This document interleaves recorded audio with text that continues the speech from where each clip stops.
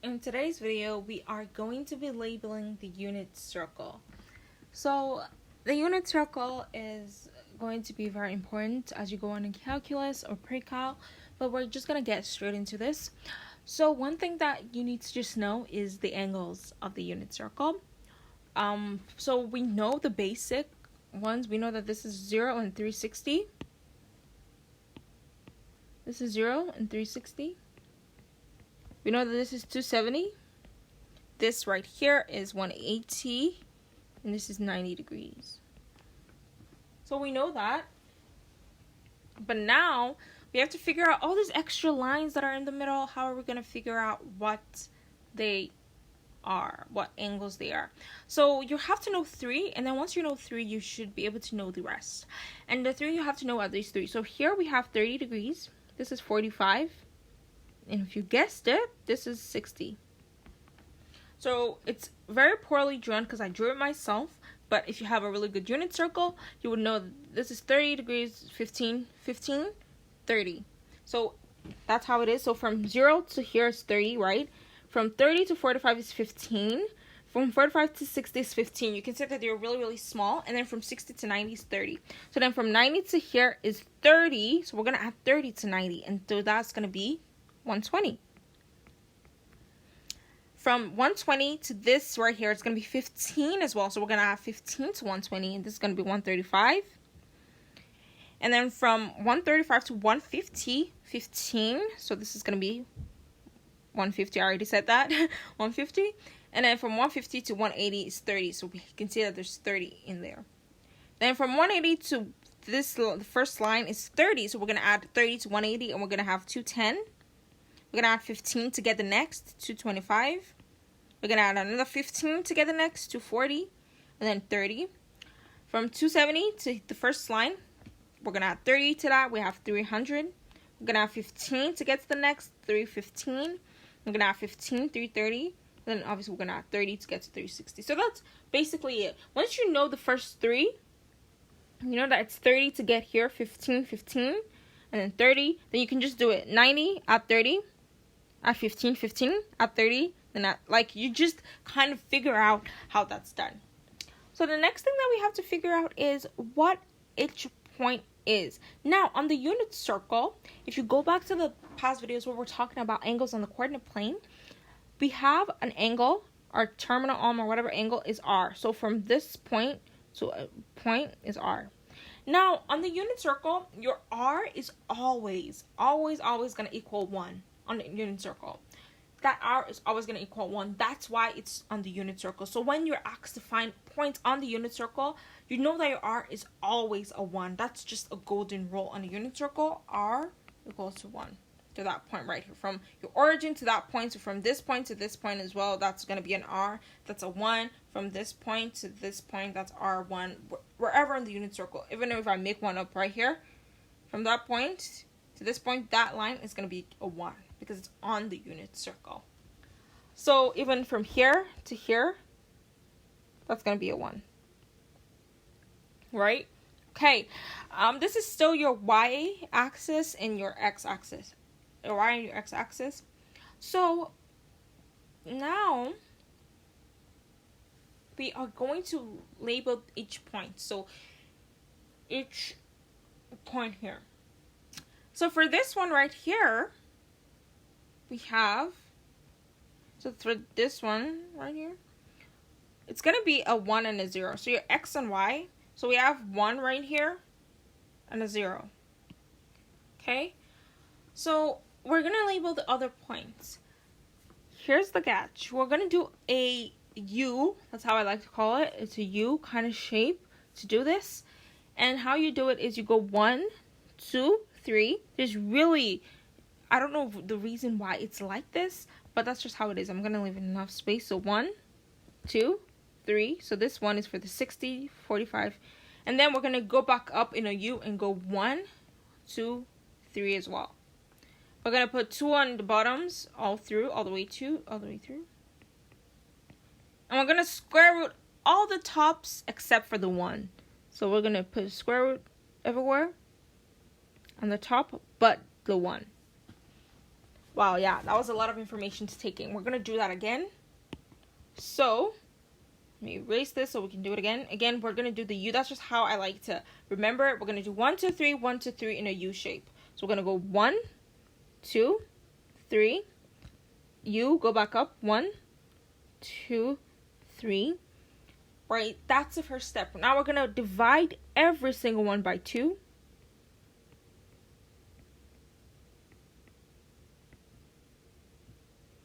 And we're going to square root all the tops except the one. The one that has 1 on the top, which is this one and that one. And this is our point. Our XY point.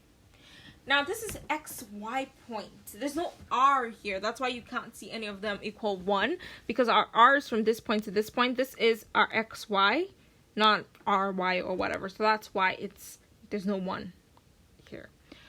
Now... yeah, now we have that done.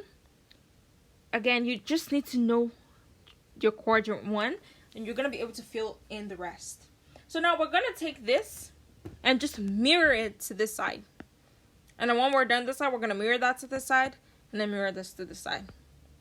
But one thing we have to remember is the cast rule. And we have C-A-S, oops, wrong one, C-A-S-T. Here it means cos is positive. It means all is positive. Here it means sine is positive and tangent is positive. Only tangent, only sine, only cos. But here all of them are. Another thing we need to know is when we're doing our SOHCAHTOA. Because that's, right, cos, sine, and tangent. So I'm going to change the color. And I'm going to do it on the side here. SOHCAHTOA. When we have our sine theta, if you remember from the last video where we did triangles on the coordinate plane, we changed it to, it was opposite over our hypotenuse. But now, instead of opposite over hypotenuse, it's going to be y over r, right? Because let's say this is a triangle right here. This right here, right? And our angle is right here. We have opposite, and this is our hypotenuse. Opposite right here, adjacent, and hypotenuse right here. But because this is on a coordinate plane, we don't use opposite, adjacent, and hypotenuse anymore. This becomes y, as you can see, like it's going up and down, and this becomes x. So our SO, which was opposite of our adjacent, becomes y over r. Our cos theta becomes, cos again was adjacent over hypotenuse, it becomes x over r, and our tangent stays as y over x. Okay, it was adjacent over, it was opposite over adjacent, so now it's y over x. Now, when we look at this on the unit circle, one thing that you have to note is we said our r is always going to be a 1. So now our sine theta is y over 1, which is the same thing as saying y, right? Whatever is over 1 is y. 2 over 1 is 2. So y over 1 would be y. So our sine theta, I'm just going to rewrite that, is equal to y on the unit circle. So when it's on the unit circle, sine theta is just y. So you don't even have to look at what r is, because r is always going to be 1. Our cos theta is just x, because again, it's going to be x over 1. And our tan theta is going to be y over x. Why? Because there's no r. So there's no 1, so it's going to be whatever y over x is. Okay, so that's how we are going to know this. So just something as well to keep in mind when you're working with the unit circle. So now, we know the cast rule. Now we're going to keep going with filling our 1/2, filling our points on there. Remember I said we're going to mirror this right here. We're going to mirror it to this side. And what I mean by that is exactly what I mean. We're going to take 1/2, or 3/2, and it's going to be right here. So that's going to be 120. But one thing we have to know is in quadrant 2, this is quadrant 2, right? Sine is positive. So every other thing, so cos and tangent are going to be negative. So here, our x, right? Because we figure out that x theta, cos theta is x. So our x is going to be negative. Get rid of that. Our x is going to be negative. One thing that I would want to do actually is to figure out our tangent. So our tan is going to be root 3 over 3, 1, and root 3. Just how it's going to be. Root 3 over 3, 1, and root 3. And then we're going to mirror that as well. But if you are stuck on, there's really no pattern for this one. On this one, here are some of my tips. If you forget your tangent, you could go ahead to solve for your tangent by taking your y over x right here. We did y over x, so you're going to take 1 over 2 and divide that by root 3 over 2. Obviously, that's super complicated to do, so just try and memorize root 3 over 3. 1 is always going to be in the middle, and root 3 on the top. Another trick is, when you look at this angle right here, it's closer.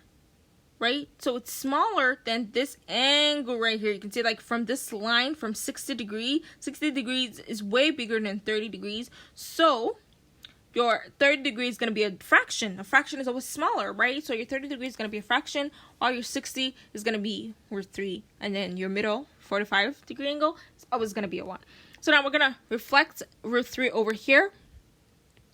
That's going to be your tan. And your tan is going to be negative. Why? Because of the cos rule. Your sine is positive. So it's only, in this case, your sine that's going to be a positive. If you look at quadrant 1 right here, the one that we just finished doing, you can say everything is positive, but your sine, your cos, and your tangent, because it's A. And A stands for all in your cos rule. Now, we're going to do the same thing. We're going to reflect we're going to flip it onto the side, so it's root 2 over 2. I'm writing really small. And then our sine is going to be positive, so it's going to be negative root 2, and this is going to be negative 1. Then we're going to do the last one, which is root 3 over 2 is going to be negative, and this is going to be 1 over 2. And this is going to be negative root 3 over 3, sorry. Then we're going to take this one and flip it.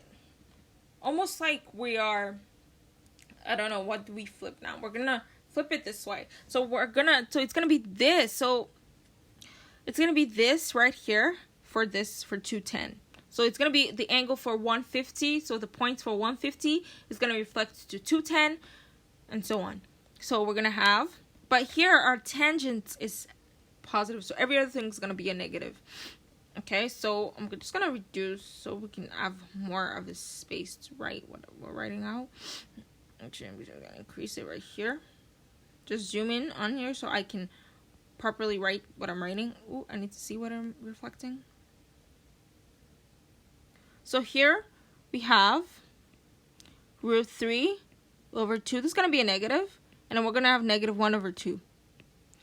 Why? Because tangent is the only positive. So whatever else is going to be negative. And then we're going to have positive root 3. There's no space. I'm going to erase this so you guys got that. Maybe write this a little bit smaller. So we're going to have positive root 3 over 3 for 10. Here we're going to reflect that. So it's going to be negative root 2 over 2. Negative root 2 over 2.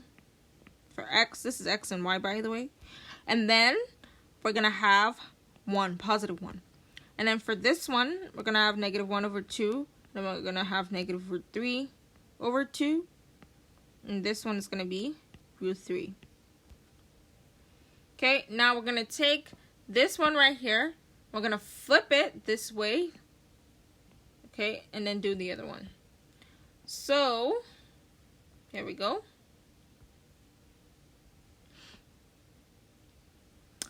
A little bit more space here. So 210 is going to become 330. So it's going to be root 3 over 2, negative 1 over 2.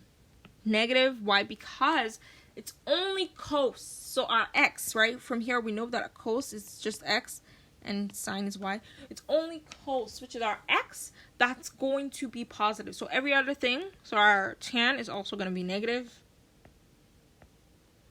Okay, here we have root 2 over 2, root 2 over 2, or negative root 2 over 3, negative. And then for the last right here, we have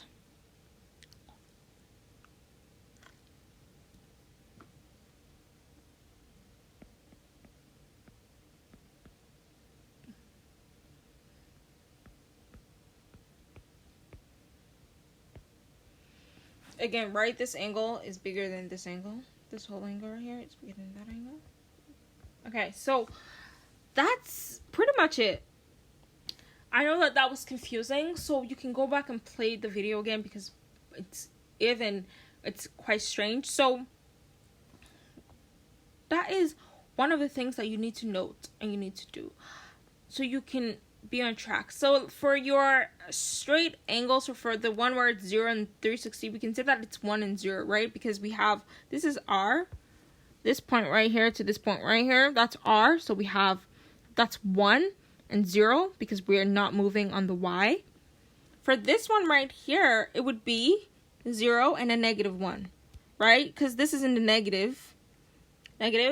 And then for the top right here, it's going to be a 0 and a positive 1, right? Because from this point to this point is another R, and that is 1. And then from this point to this point would be negative 1 and 0. Next time, so we have the U. And what that is 1, 2. So it's 1, 2, 3, 1, 2, 3. Then you divide everything by 2's. And you square it. Square them, square them, square them. Except the ones.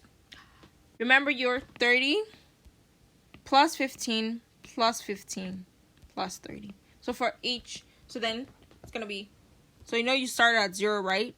Plus, so it starts 0 plus 30 plus 15. 0 plus 30 is going to give you your first angle, right? 30. Then 30 plus 15 will give you your second one, 45.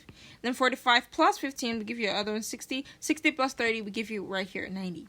Then you go again, 90 plus 30 will give you this one right here, plus 15. Plus 15 plus 30. So just plus 30 will take you back to 180. So that's just a recap of the unit circle. I hope that this was a little bit clear. If you are stuck, I'm going to have instructions down below. Just kind of list it out a little bit for you so you can kind of get used to this. Watch other YouTube videos as well so you can kind of get a different perspective of how to do this, so that way you are really grounded and you really know how to do it. Because when I was learning the unit circle at first, it was confusing for me as well. So it's probably going to be very confusing. So try practice and practice and practice and you will get there. So thank you guys for watching this video. I will see you in the next one. Bye.